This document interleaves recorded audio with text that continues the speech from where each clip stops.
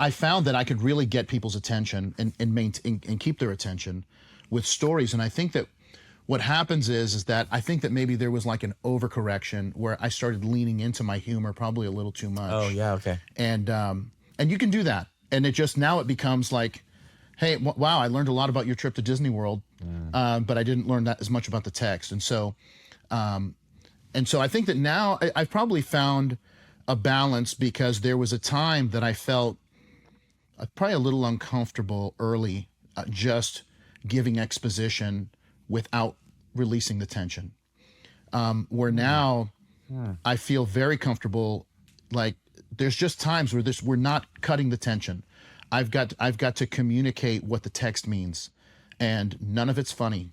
None of it is jovial. Yes. It's just all serious. And then when we go to apply it, now there can be, I can use that as like one of my tools. Yes. And once again, it might be kind of the main tool that I use, but it just can't be the only thing that I do. Because if not, then we've just turned it into some kind of stand-up comedy. Exactly. You know, which, you know, is I love stand-up comedy, but that's not what we're doing. Exactly. Yeah, releasing the tension. And sometimes, I like to have a little quip here and there. And I'm actually growing in this. I'm proud of myself, because sometimes I can be in a serious moment. You said some things they're just not funny, and then I can think of something comes to mind mid pulpit. You know, that would be really funny. But then but actually that would derail things. Yeah. And it's actually good to spend the next few minutes, maybe even just like building the tension or allowing the somberness or the severity of this to kind of sit with people. Yeah. But people do need a moment of, Yeah. I've heard Bob Thune. He speaks about, he calls them islands of refuge. Little moments like the sea of heaviness, and then like you give your people a moment to kind of like, you kind of can like relax for a little bit. Whether it's a story, a joke, even some of the illustration that kind of is like giving the brain a moment to kind of catch its breath, and then you're back in to the next bit.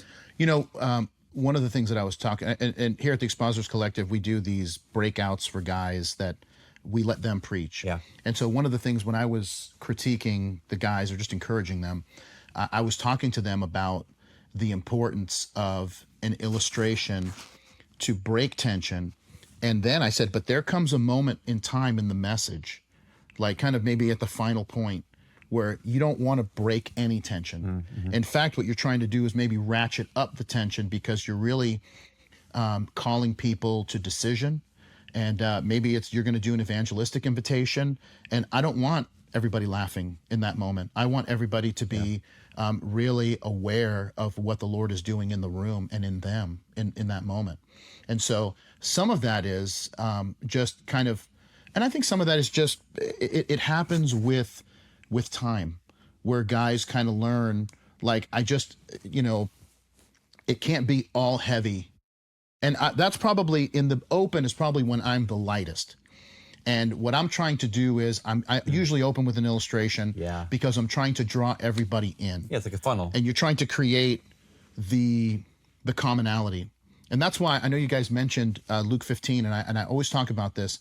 When Jesus had the two extremes, he had tax collectors and sinners, he had scribes and Pharisees. And how did he bring them all together? He told them 3 stories.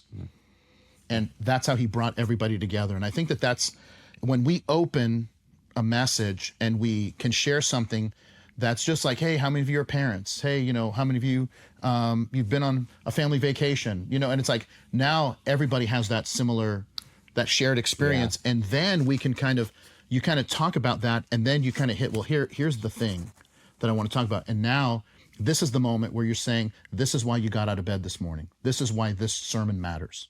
And this is why it should matter to you right now. And so that's the thing that I think is so powerful in teaching. And then once you grab them, you got to deliver on the thing that you said you were going to do. Right.